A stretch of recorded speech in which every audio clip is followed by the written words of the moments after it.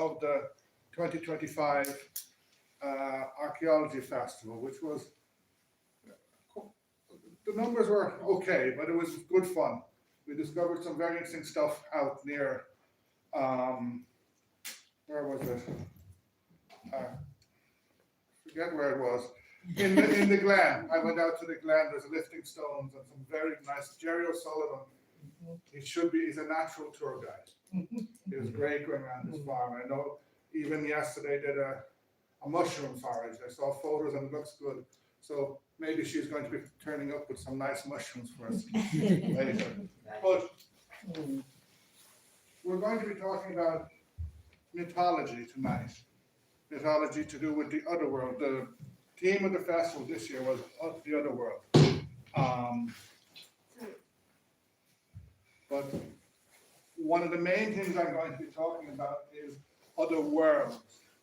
Because the Gaelic Irish, just to confuse things, had many, many other worlds. So, to start with, anybody who went to school in Ireland knows this poem. We have tested, and I still know part of it by heart from the lyrics. We've tested and tasted too much lover to a chink through wine that comes in no wonder. It's Patrick Kavanagh's poem, Advent.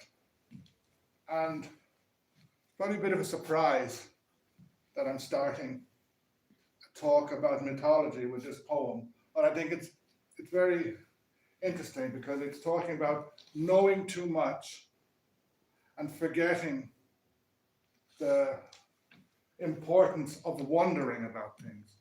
Because nowadays there's so much information. You can go online, type in Samhain, type in Irish history, and you're presented with lots and lots of stuff. Some is correct, others isn't. But we lose the sense of wonderment, the knowledge we stole but could not use. It's a poem I've always been in love with, even as a 16-year-old in a Christian Brothers school. I think it's a very good poem when we're talking about mythology. There's so much stuff available, but mythology has this thing about wonderment, a way of looking at the world, a way of understanding the world. Nowadays, I think many books about mythology, they've lost that idea of wondering.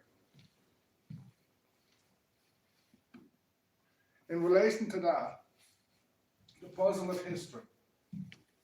I think nowadays people want the answer to everything. When you ask a historian a question, the answer should really be, well, I'm not exactly sure, but I think it's this. The historians never have a full answer. History is like a puzzle. We're looking through a window at a puzzle. We never have all the pieces. We never have the picture. We're putting it together. Again, the question of wonderment. Does anyone recognize this picture? It's somewhere very near here.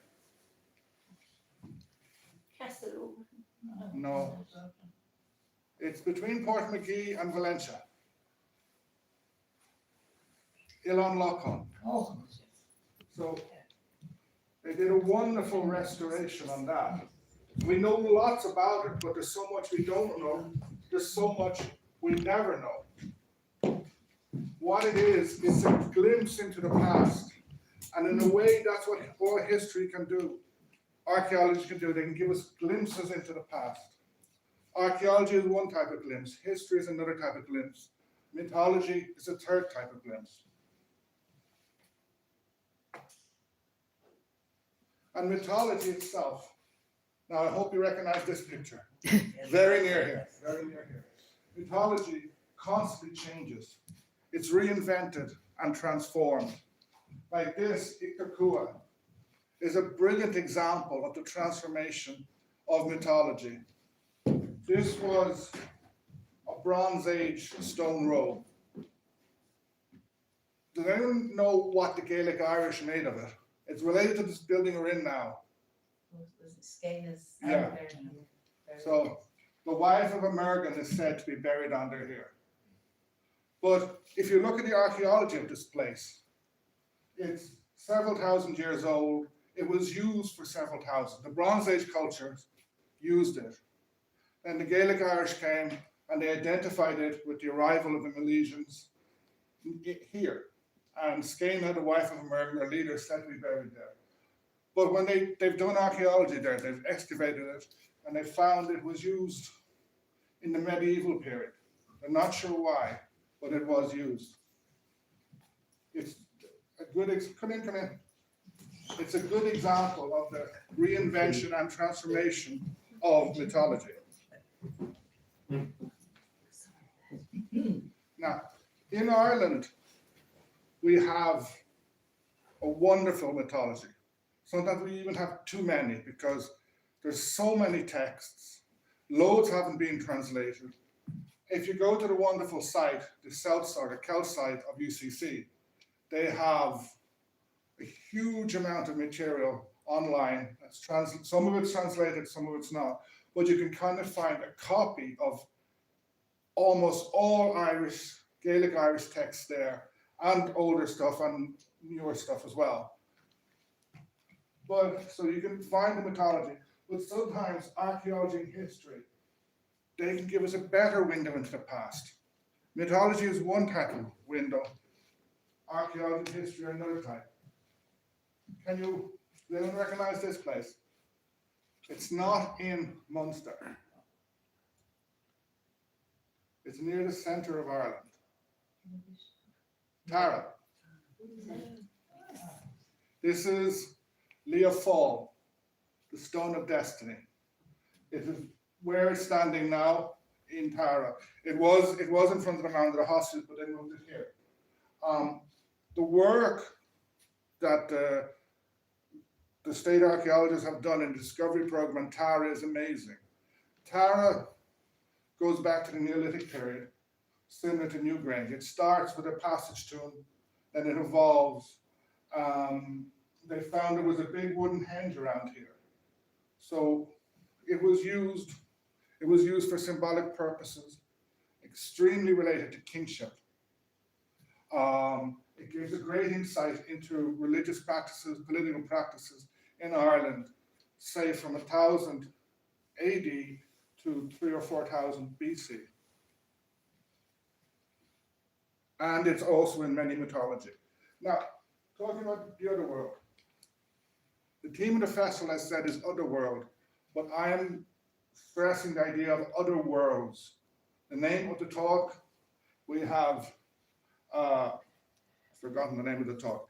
We have Tech Duinn, we have Tiernan Og, Samhain. They're all related to different Gaelic otherworlds. It's not just another world. Nowadays, we all have a Christian idea of the other world. So in Christianity, you have this world and the other world. The other world is separated into two. One if you're good, one if you're bad. When I grew up, there was a middle place, purgatory, but I'm fairly sure that got abolished. Or am I wrong? Yeah, because I know there was also limbo, but that's definitely gone. Purgatory, I'm not sure, but you have only one other world. There was also, at some stage, the problem of the Fae, the fairy realm. Where did that go? Where did that appear? For many strict Christians, the Fae, the fairy, were demonic. For many others, they were part of life. Because if you go to anywhere in Europe in the last 2,000 years, they're all Christian.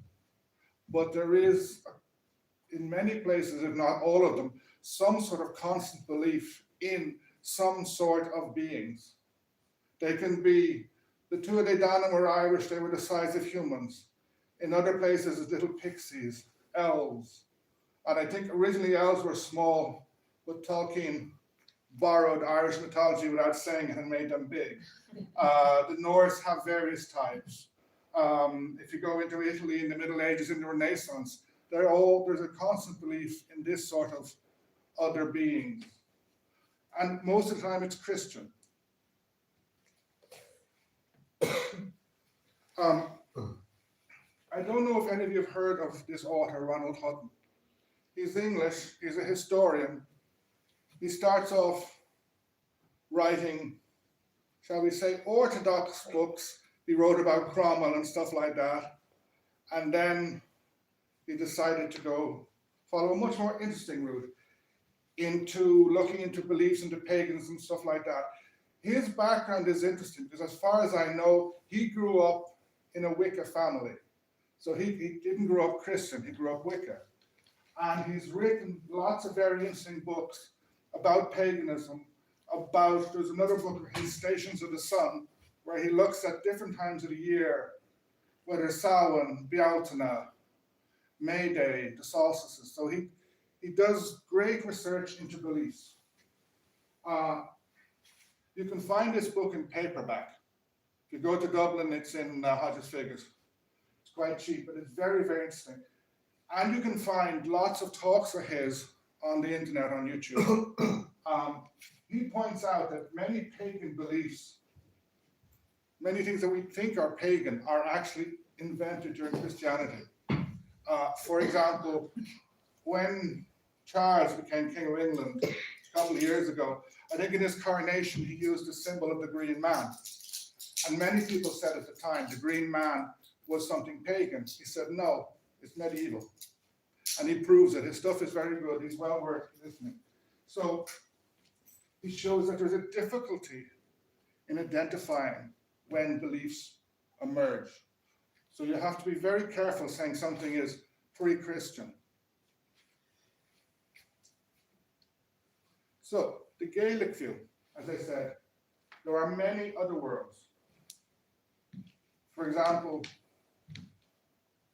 it echoes the Gaelic political system, because if you go back 1,000 years ago, there are maybe 100 Tua, maybe more.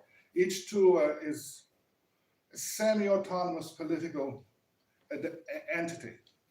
Each of them will have probably a she.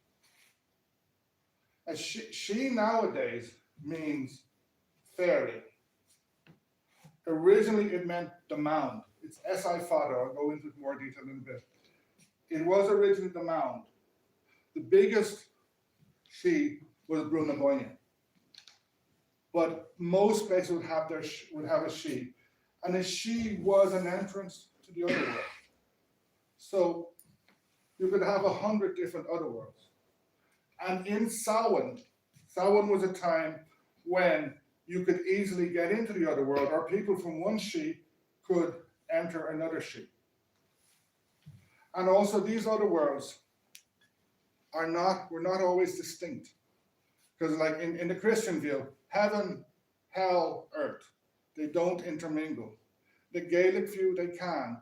And depending on the texts, because the texts say different things.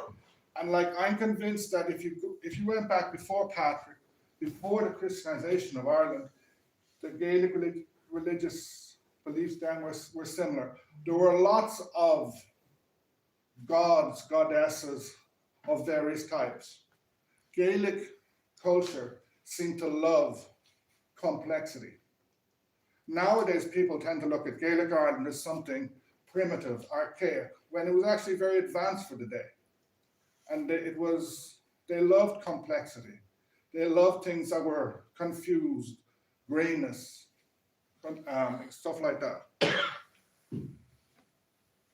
I'm actually purposely talking about Gaelic rather than Celtic, because over the next few days, if you go on the internet, if you open and read a paper, you're going to see loads of people talking about Halloween was a Celtic feast. But there is great problems with the word Celtic, and they're getting worse. Well, I'm talking about Gaelic, so I mean Ireland and Scotland. Beliefs in the other world, for example, are very different between Ireland and Wales. There's another academic, Dr. William Morris Baird. He has a very interesting channel on YouTube where he talks about Irish mythology and Welsh mythology. His stuff is interesting, but he pronounces all the Irish words with a very strong Welsh accent. So you can get a bit confusing if you're not paying attention, because you don't realize what he's saying. But his stuff is very good.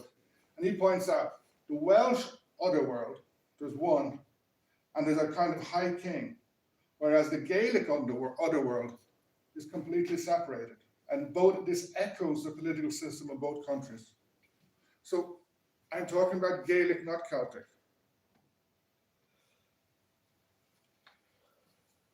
Does anyone recognize here? Giving a tour of all the megalithic places around him and early Christian places. It's above Chiarrai. It's the stones above Chiarrai. So it's a great place to visit. It's easy enough to get to from Chiarrai, though the climb is a bit, you can go straight up or you can sneak through someone's fields, but it's well recommended. So mythology, Irish mythology, any mythology, Roman, Greek, etc., it's always reinvented. The Gaelic Irish made use of existing megalithic monuments. Ictor is where Skellig is buried. In Carrigain, I think, is straight in front of us. That's where another Milesian is supposed to be buried. Ballybrack Dolmen, which is near the golf course, is another one.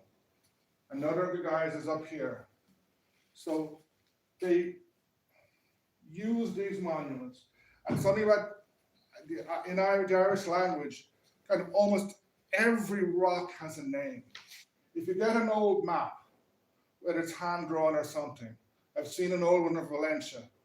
You look along the north coast, there's so many names. And many of these names have a very, very interesting history. Unfortunately, with the loss of the language, we've lost that history in many places, but we're fortunate here in that we know the names given to these monuments by the Gaelic Irish. We know who they were associated with. Another problem, and to me it's the biggest problem with Gaelic mythology, with Irish mythology, was the rise of Romanticism at the end of the 18th century, and then the Victorian obsession with the occult. So I'm going to come back to that. For example, you'll see now about Halloween. Everyone say Halloween is when the veil between the worlds gets very thin. That's a Victorian invention. There's loads of beliefs we know about Halloween, but the veil is an invention. The Victorians reinvented Irish mythology. And there's no problem with reinventing mythology. It happens the whole time. But I think they did it in such a way that they changed meanings fundamentally, and we lost many of the meanings. Now, the first Gaelic otherworld I want to talk about, the Sid, the she. Originally, this was a she. Sid is very, very, very old Irish. She is the current spelling of it. It was a mound. This is the mound of the Hostas on Tara. So, if you went in there, you're in another world. And this place is archaeologically fascinating. I think they found fragments of bones of around 400 people in there. It was, and like, when they excavated, the bones were stacked up, and then they were outside, there were so many. So it was used for a long, long time. It's quite small. Unfortunately, it survived the mad digging at the beginning of the 20th century. The British Israelites were convinced that somewhere around here was the Ark of the Covenant. And they started, for a few years, they were digging up. And then Douglas Hyde, Maud Gonne, and various others, they started to protest. And they managed to stop the digging. But the Rat of the Synods, which is very near here, was very badly damaged by them. And if you actually go online, they still exist and they still believe it. So, the word she and the idea, the concept has changed quite a lot. As I said, originally there were mounds, passageways, And from that emerged the Ace Sea, also known as the Tuatha Danann, the people of the She. Bruna Boine is the best one, but they're all over the place. For example, somewhere in Tipperary, I wasn't able to find where, is She Naman Fionn. That appears in Cot Fintra, the Battle of Ventry, whereby one of the Fianna goes to this place to look for his relatives who are Tuatha Danann. And the She, in the Fianna stories, you'll find the She, these other worlds all over the place. You can just walk in. But, and also, for example, did anyone read Torjak Dimmerger August Grania? I did in school, and I liked it. The flight, I think they call it in English, the pursuit of Diarmid and Grania. It is the origin, the basis of the story of Tristan and Isolde, the Arthurian story. It's based on this. So, Diarmid was a local. If you listen to Tim Dennehy's songs about Kerry and a few others, they say that Diarmid was a South Kerry man. And for example, outside Glenbeigh, there's a mountain, Seafin Mountain. Seafin is Seafionn, the seat of Fionn. And I remember studying this book for my leaving cert with a Christian brother. And it was one or two bits he jumps over, including this bit. He jumps very fast because Diarmid and Grania were being chased around Ireland by Fionn. And then finally, Diarmid gives in to Grania and something happens. That happened in Kerry. And Fionn McCool was outside Glenbeigh on the top of Sea Fionn, and they were enjoying themselves in a cave somewhere at the bottom. And the Tuatha Danann are all over the place in this story. So the She, I've said it already, they're gateways to and between other worlds. You go in, you're in another world. But often in the stories, you'll find, especially around Samhain, around Halloween, people from one She, they leave it and they go into another. So they're kind of portals in a way, if you want to stress it.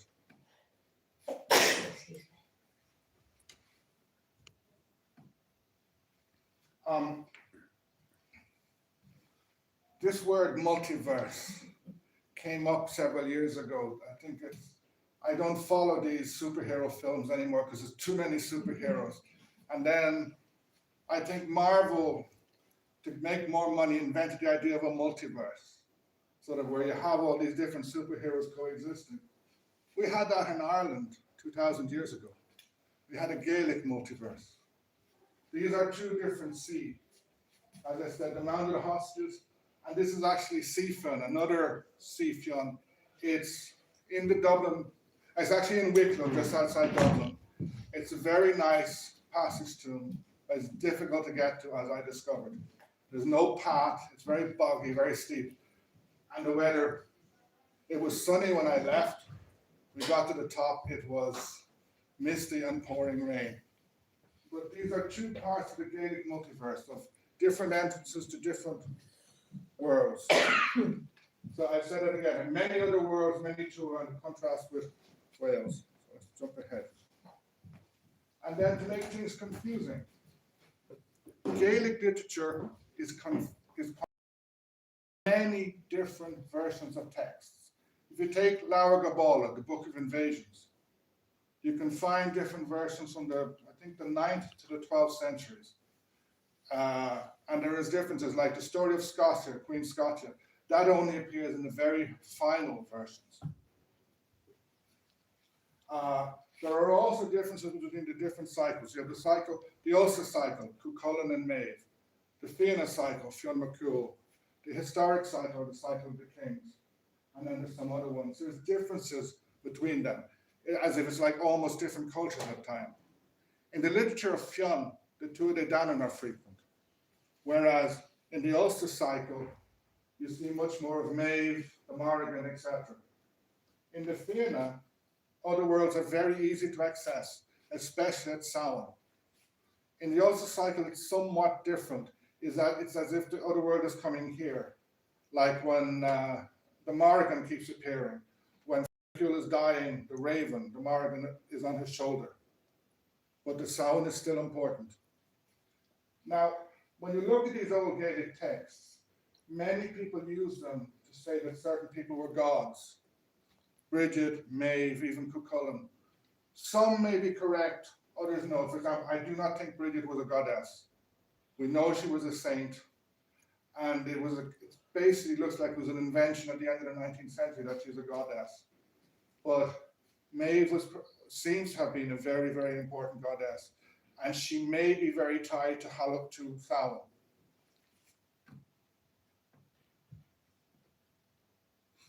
Okay, the cycle of the kings is sometimes called a historic cycle. It's talking about the legendary Cormac MacArt and perhaps a little less legendary Nyland and Hostas, these kings. It's another otherworld. Why? The idea of sovereignty. Tara was a very important place of sovereignty. Even after it was abandoned in the 10th century, but a few hundred years later, people are still using it for political purposes. In 1798, there was a battle there. Daniel O'Connell held one of his monster meetings there. And if you look at the tales about it, and there's loads of tales that still haven't been translated, but it's all about sovereignty. The idea of anointing kings, which you can find in the Bible, you can find in 18th century Europe. In a way, it's as if the other world chooses the rightful king. And that's something that's very, very strong in Gaelic political ideology, even up to the downfall of the Gaelic system at the beginning of the 17th century. Reading the final Gaelic works, you'll still find this idea of the rightful king, the rightful lord, and what happens when this goes wrong. The Flight of the Earls, the way it's portrayed, is kind of because the rightful lords have been driven out. So sovereignty is very, very important. Now, moving on to Samhain, which is in 2 days. So everybody knows what Samhain is, don't you? Anyone would like to volunteer a definition of Samhain, of Halloween? Or no? Is it like a festival, a harvest festival kind of? You've been cheating. That's basically what I think it is, but like there's so many ideas about it. Some people, people give it the idea of a time of magic when the two worlds are together, when there's ghosts, etc. They say it's a Celtic festival. It's very misunderstood. It's also reinvented constantly. It's an old festival in Ireland. The old text mentions Samhain, but different localities, different places, until very, like 50 years ago, they had their own ways of celebrating it. I was reading today, there's a guy called Michael Fortune. He does a lot of research about folklore, especially in Wexford. And he was discussing the differences between North and South Wexford and how they celebrated Halloween. I don't know Wexford at all, but he says there's big, big differences. And there's different things people do. So I think nowadays kind of people say Halloween, Samhain, it was a Celtic festival. And they push this idea that everybody did the same thing. In Ireland, in Scotland, they didn't. There's so many small activities that people have lost. In a way, it's like the Wren Boys. Because 50 years ago, when I was younger, the Wren Boys were here, I think in Dingle, and Ringsend in Dublin. They were very, very small, very precise places. Now I'm not sure what's happened to them. I remember my brother got married in Mayo about 20 years ago, maybe 15. And The wedding went fine, the party went fine, and around midnight, these guys appeared. They're completely dressed in some sort of straw costume. And half the people there were from Dublin, the other half were from Mayo. And all the Dublin people were saying, what the hell is this? Completely shocked. These guys came in, they danced for about 20 minutes, and then they just disappeared again. They probably ran around the corner and took off the straw. And for the Mayo people, this happens at every wedding. For the people from Dublin, so what is this? I've never seen this before. I don't think it happens in Kerry. North Kerry. North Kerry. Well, Halloween wasn't celebrated here at all. Yeah. When my children came down to Dublin, we always went trick-or-treating when Yeah. I was young. But they didn't have it down here at all. Yeah, but this thing about the wedding is nothing to do with Halloween. But I don't know. You said it might happen in North. It probably happens in different country places. And I imagine if you spent a year in Wexford, if you spent a year in South Kerry, if you spent a year in Roscommon, you're going to spot some very, very different commemorations of different things. Some things will be common. And those, the straw boys things, they say it's a Kerry thing, North Yeah. Kerry thing, I believe. But I've got a nephew that's married to a girl from Newfoundland, and they have these straw boys Yeah. there, and they're mummers. So, Yeah. and I think, is that a link? Like, It could be. It could be. Because Newfoundland has so much ties with Ireland. Because the Irish for Newfoundland, I think, is Tir na Is, the land of fish, which is a very good name for it. I think it's more honest name than Newfoundland. And so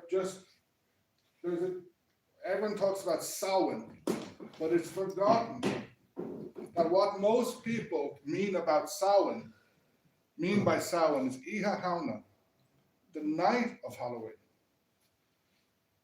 Whereas we have Mina Samhain, the month of November. There's a big, big difference. And too often people forget this difference. Because on Saturday is the first day of Samhain. So, as I said, Samhain is not a time when the veil between the worlds is thin. This is a Victorian invention.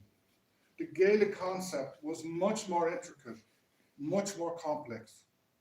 In addition, about 30 or 40 years ago, there was a professor who tried to argue, or he did argue, that Samhain marked the Celtic New Year.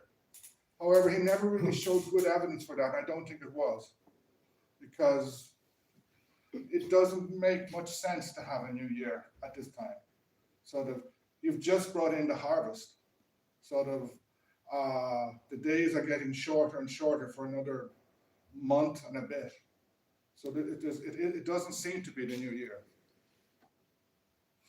As we said, so what I think it is, it's a harvest festival, an important harvest festival. Some argue that Samhain in Irish means end of summer. If you look back at Old Irish, if you look back at the European, sort of Samhain, sauna. I'm unconvinced about that, but I won't say that it's wrong, but it's possible. It is a time of festivities. So you're in a farming country, a farming culture. The harvest is in. Food, at this time at least, is plentiful or should be plentiful. If it's not, there's big trouble. There's also more free time because you probably just spent the last month working 10 hours a day or more bringing in the harvest. So now you have free time. It's also, well, maybe not today, it's not so cold. It usually is dark, wet, and cold outside. So it's a time to stay inside.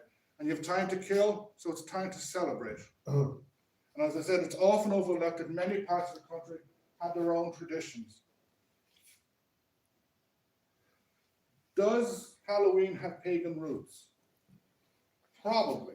I think it does, but there is a difficulty with the evidence. You can't, as I said, you can't prove it. We can look backwards in time. We know Halloween existed. We know Samhain was an important feast when the first Irish tales were written down. looking at some of the archaeology, some places are aligned with this time of year. So it was something important, but we don't know if it has pagan roots as such. Again, it's a time of magic. There's so many tales, especially say around Cuchulainn. This time of year, there's a big feast, everybody's indoors happy, and that's when things happen. You'll find lots of references to Samhain in the text. Samhain is not another world, it's a time of year. But it's a time of year which is easier to get into and to move between the other worlds. Like all festivals, what Samhain means has changed over time. The meaning is flexible. It was reinvented by Victorians, and it's being reinvented again at the moment. But on one hand, I think that's fine. I think it's good. It's a living concept. It's a living idea. But it's moved away dramatically from its original meaning. I think there's a need to respect the history, to respect what it meant originally. I get a bit annoyed when I see all these texts saying, oh, the ancient Celts believed this. They didn't. It was important to them. We don't really know what it is. It's something different nowadays. It's become an international festival. I think if you go anywhere in the world, you'll see Halloween. And it's no coincidence. I think sometime in the next while, the final version of the final season of Stranger Things is coming out. Sort of. And Halloween festivities feature in one of the seasons. It was so long ago, I can't remember. So some other worlds. Just let me go back. Does anyone recognize this place? It's going over the Balak. It's not the Balak, but it's not that far away. Mm-hmm. It's just a great place. It's near the Kerry Way. Oh, You get it's Kerry. If you know where Reardon's is in Mountain Stage. yeah. If you go onto the old road and then walk on a bit, and then the Kerry Way goes up the mountain, and follow the Kerry Way, this will be above you. There's no path up to it. It's a bit of a climb up to it.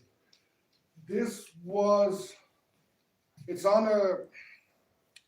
the books all say it's on the top of Drung Hill, which it's not, and I discovered that the hard way. I climbed Drung Hill the hardest way by accident one day to discover this is below me. It is very probable that the last McCarthy Moor, Florence, was made McCarthy Moor here. It's a cairn on top of a little hill, part of Drung Hill, and Drung means crowd or assembly in Irish. And then about a few hundred meters away is Lac Fionn, which is an Ogham stone. It was used as a penitential stone until, I think, the beginning of the 20th century. So people, like the Kerry Way, that part of the Kerry Way is the old butter road. So the people were walking to Kenmare and then onto Cork carrying their butter. The lucky ones would have a donkey, the rest were carrying it. And I would say most didn't have shoes. So, and then other times they'd go up there to say mass or for religious things. One of Fionn McCool's dogs is supposed to be buried on the Lac Fionn, and so is one of the dogs of Saint Fionn himself. So this was a very important area.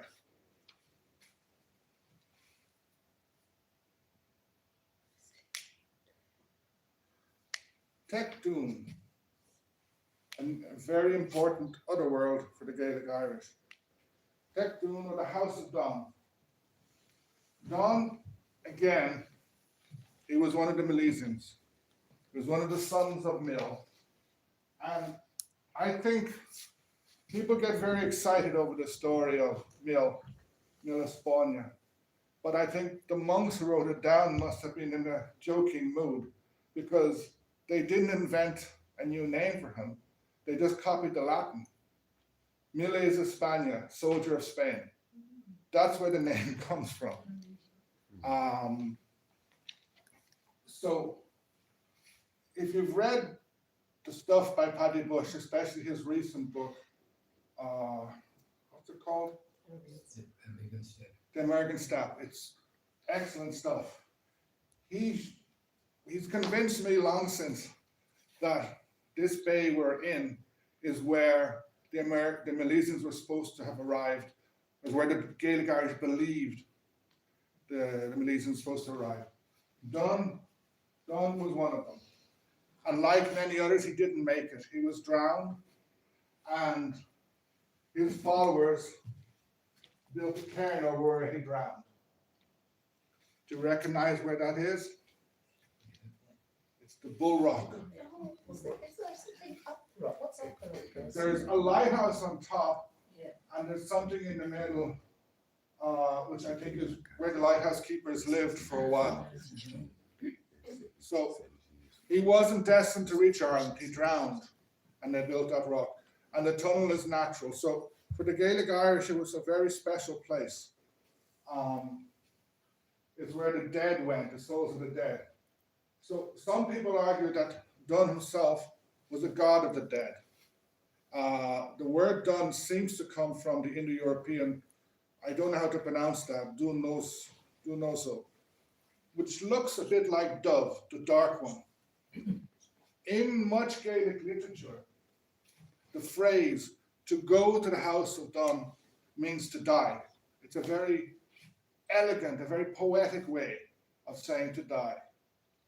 Nowadays, people will say, oh, this person passed, instead of saying he died. And they would say he went to the house of Duinn. And I think Tolkien used this. I think he stole this idea. Because if you've read Tolkien, when he talks about when elves die, they go to the halls of Mandos, I think. And when I was reading about this the last couple of days, I said, hold on, he stole this from here. In the 10th century tale, Orna Finnegan, Tecton is where the souls of the dead gather. Now, many people say this is obviously pagan. But is it? Because I think it fits in with both pagan and Christian. It's in Bull Rock, and there's in a 9th century poem, there's this phrase. I'm going to read my old Irish, very bad pronunciation. Cucum dum hig tisid uli ir born nachab, which means, I think it's quite beautiful, the translation. To me, to my house, you shall all come after your deaths. Which again, I think that fits with, at least with the Catholic education I got and the Christian brothers. It seems to fit in with the Catholicism we were taught, but it also could be pagan. So again, that's what I mean by the complexity. The things can fit in with each other, they can be blurred. Has anyone here been to Bull Rock? Was it worth the trip? Oh, definitely, yeah. And how easy was the trip out? It's about an hour out from Duinn. Okay. And how big was the boat? It is the boat that goes to the Skelligs. You know Sean O'Shea? Oh, okay. Young Sean O'Shea. Yeah. And does it do it often? Oh, yeah, during the summer he does it every day. Oh, okay. I'll just investigate that. Yeah. And what was the sea like? Because that's my word. Well, it's the same as to watch the sea for going to the Skelligs. Yeah, okay. You know, so they won't go, yeah. So Can you go through the tunnel or you no? can, Okay. yeah. Would you recommend it? Well, definitely, yeah, most definitely. Is it cheaper than the Skelligs? The Skelligs is not very expensive. Yeah, he doesn't need a license to go there. Yeah. Okay, as I said, Duinn, one of the sons of Hispania, possibly a god of the dead. He was also the father of Dermot Divna, who we talked about earlier. Dermot Divna was also known as Mr. Grania. So Dermot could have been the son of a god, and Dermot was also fostered by Angus MacOg, who was another Tuatha Danann, and who many people say was an important Celtic or Gaelic god. And indeed, in some tales, Duinn is put down as a son or foster son of the Dagda, who was one of the most important, shall we say, entities for the Gaelic people. He could well have been the most important god. Again, when you're using the word God, it's some sort of supernatural being. The word God, I think, messes things up a bit. So this just highlights the intersection of Gaelic Otherworlds with this world. Now, Duinn and Og. Again, everybody knows about Duinn and Og. Where is it? How'd you get there? Did you listen to Tim Dennehy about 20 years ago? He brought out this very nice CD of music. And there's a poem, I think it's one of Sigurd St. Clifford's poem, I Am Kerry. And if you read that and listen to Tim Dennehy, it sings that Ross, and the whole geography. Someone already mentioned the Balloch. So where was Oisin going when he went along the Balloch? He ended up in Ross Bay, as far as I know. And who did he meet in Ross Bay?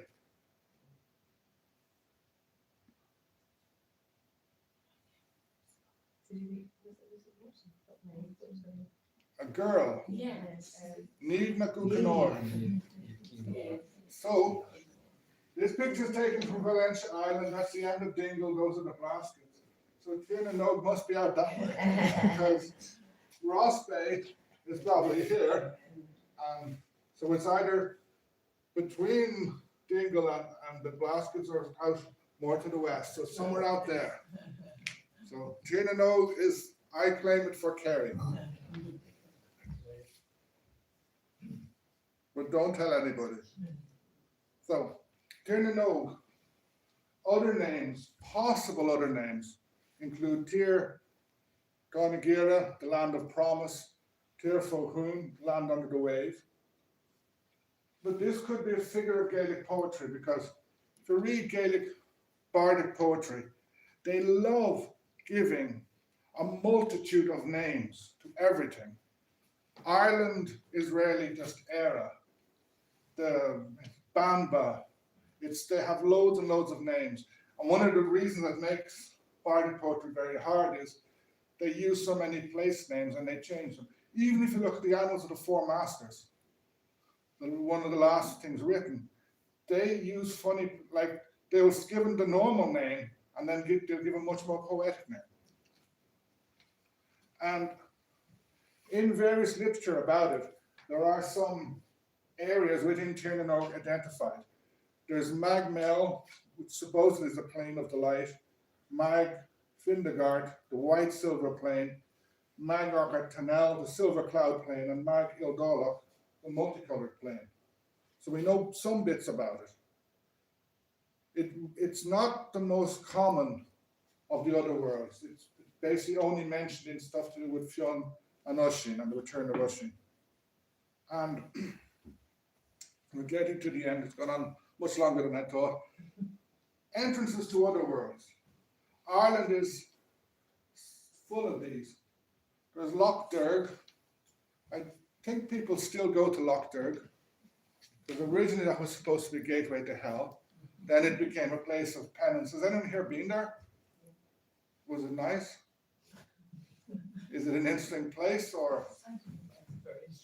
Because it's like a monastery in the middle of a lake, isn't it? Penance. Yeah, black tea and stale bread, isn't it?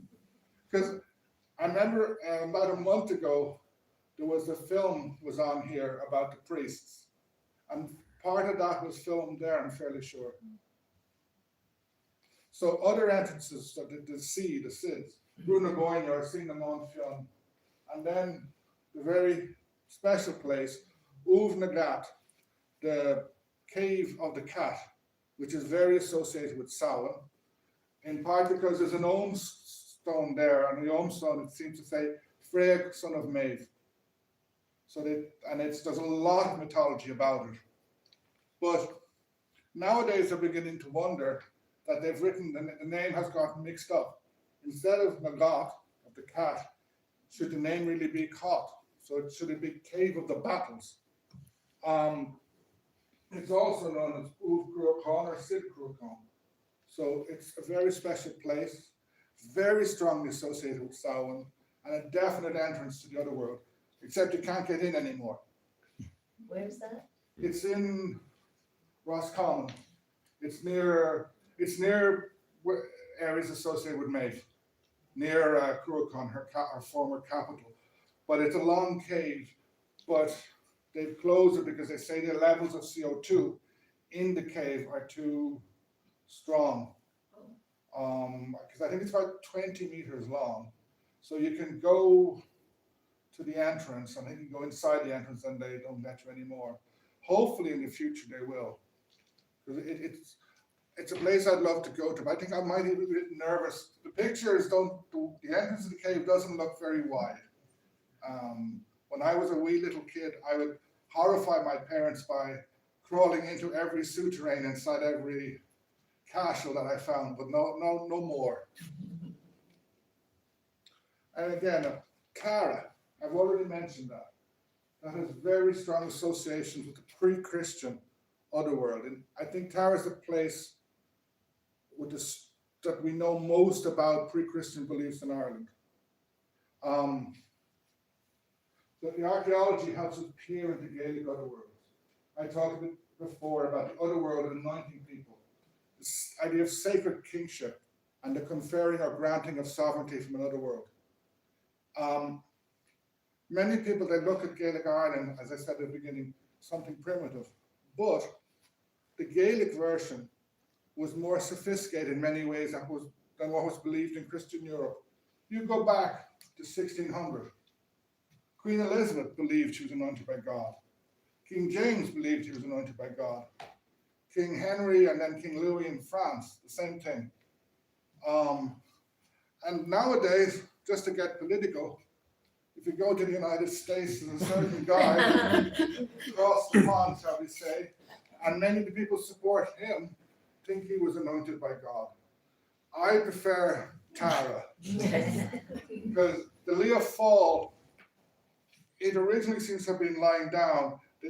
You stood in it, and if you were the rightful king, it screamed. I would prefer that to Trump. That rock, I mean, that you're looking Yeah, at there. so, sorry, I'll go back. So So that was lying down. they found it lying down, they put it like that. It's in the center of Tara now. It was near the Mount of the Hostages. And the story is that they stood in it. So like this, nobody's standing on it. So I think it was lying on the ground.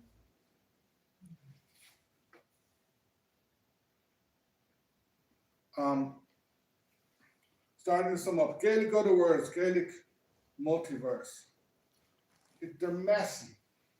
They're complicated. It's not a neat and tidy distinction.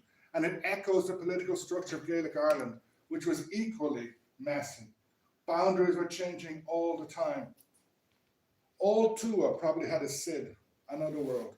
So you probably had at least 100 otherworlds as such, which were connected but disconnected at the same time. And I think that the pre-Christian, the pagan beliefs of Gaelic Ireland followed a similar pattern. These other worlds changed as mythology itself changed.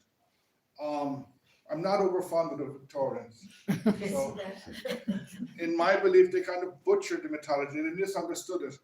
You had a lot of people, many Anglo-Irish, and they were educated people, and they saw themselves as going among the peasantry and writing down what the peasantry believed.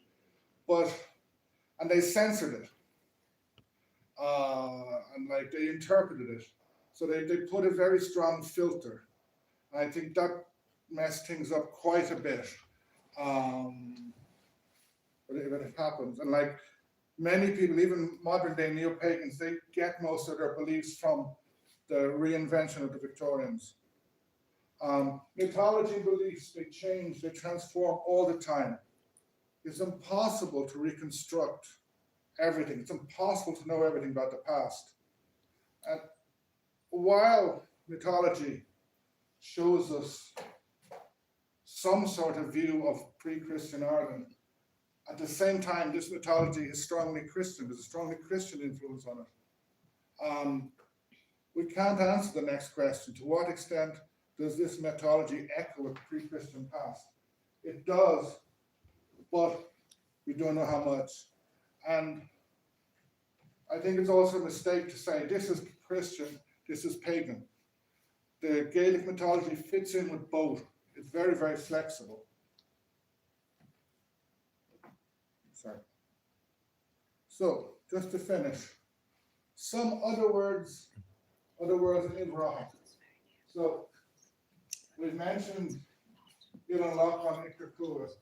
Can you guess the last one? It's a place, it's an amazing place, but nobody visits it because it's a little bit dangerous. It's Duinn Galún. It's on the North Cliff. The archaeologists have it written down that it was a promontory fort, but it's very, very narrow. It's like from here to that chair, and then there's those two things. The locals say that about 100 years ago, there used to be a stone on top, but some guy was bored one day and threw it into the sea. It's just like it's on a cliff.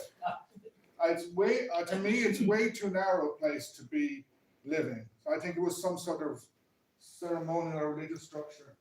And whenever I go there, I really feel standing between those two portals when the sun is shining, which is not very often.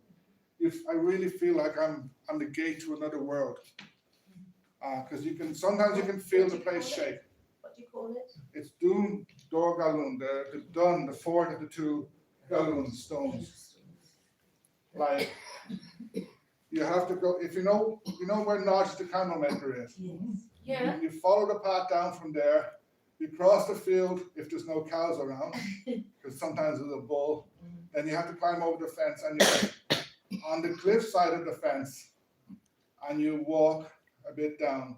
If it's very dry, you can get there from the St. Brendan's well side, but there's like a ravine going there. And it's only when it's very dry you can cross that way. You can, like, if you go to Nodge, I live above Nodge, you can just about see them from there. And you can see them from, if you're going to, what's the fishing place called? No, in Valencia, the Culu. If you go to Culu, you can see they're very near, but there's that big ravine. I'd love to bring people there, but insurance would do. I'd have to pay, I think, 10,000 in insurance. Just to finish, another quote from Pat Kavanagh. Can you remember what poem this is? I'm inclined to lose my faith in Ballyrush and Gortine till Homer's ghost came whispering to my mind. He said, I made the Iliad from such a local row. Gods make their own importance. Can anyone remember what poem that is? Epic. Epic. So that's it.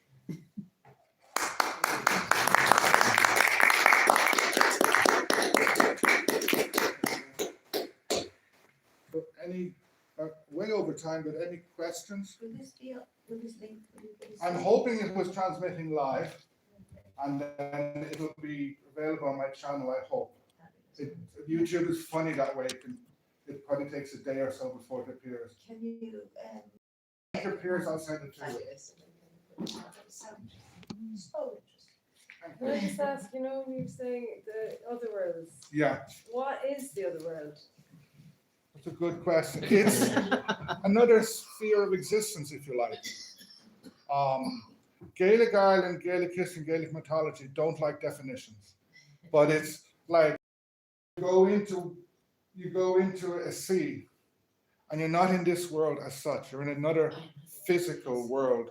There's the more modern stories. If you walk the wrong way around a fairy fort as such, you're suddenly in a place. There's a feast going on. There's people playing music. There's a king and a queen sometimes, and then the guy is there in amazement, and then he does something wrong and they boot him out. So it's a different realm, a different sphere, if you like. And sort of, Expression like being in another, you'd often hear that Yeah. expression, it's like being in another world. yeah, You know, some And experience you would get, yeah. yeah. And It's away with not- the fairies. isn't it? Yeah.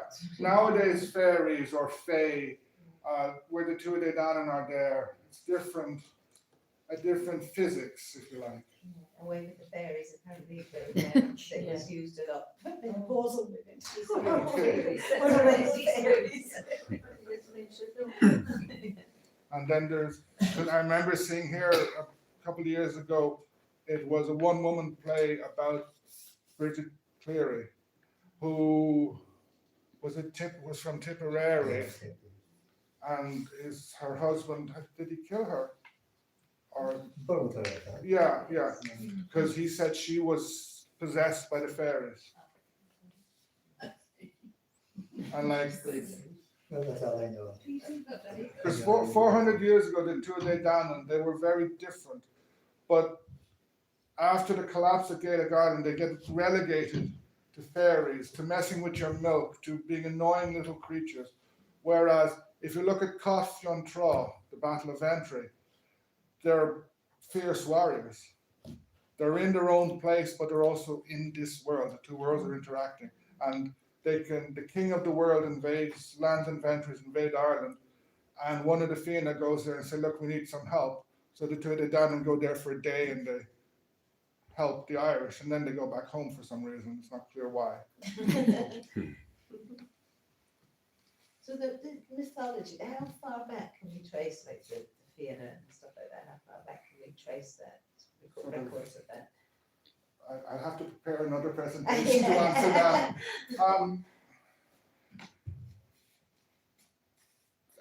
The earliest texts are probably like the 10th or 11th centuries, but they're copies of texts that were there before.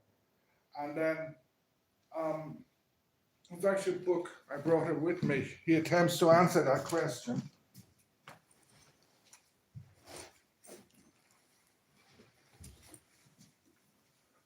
The Irish Dreamtime. Oh, wow. It's not the easiest to read. Yeah.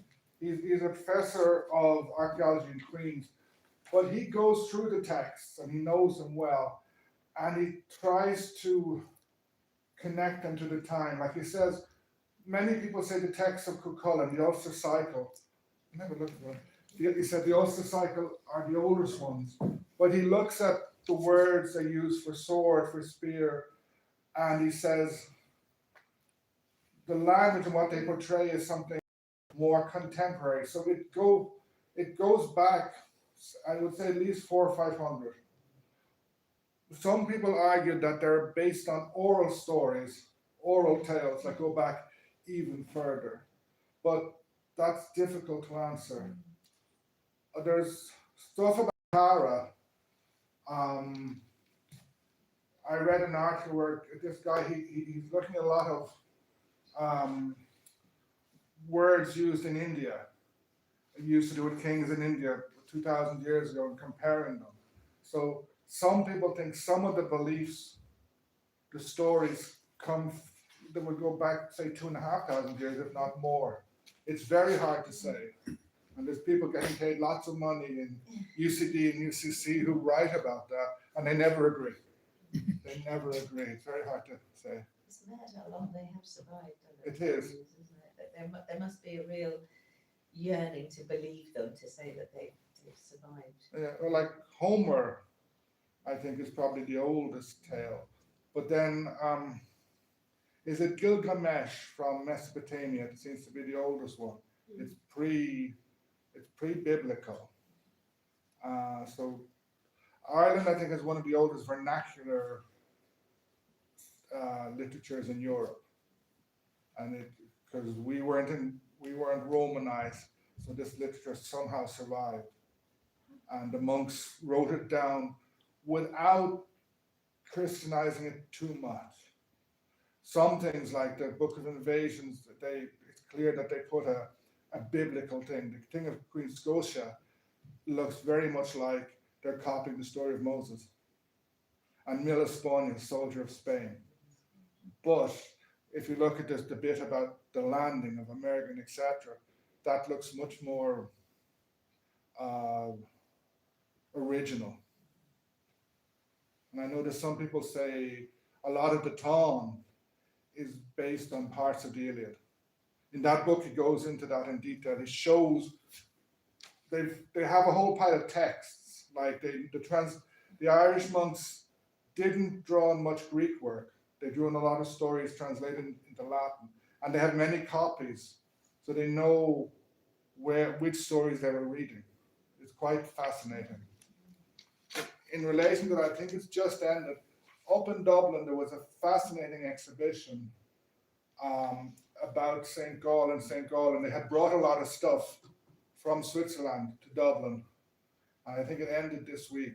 I saw it about 2 months ago, and I thought it was beautiful because it had some very, very old manuscripts, and you could see them up close, etc. It was very interesting. Off to the lecture now when the weather clears up. Yeah.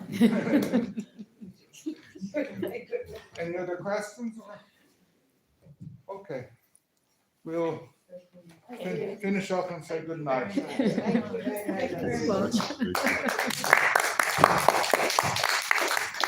We'll have to advertise this better. We'll have to come again. The whole thing It's was a bit of a fascinating, nightmare. yeah.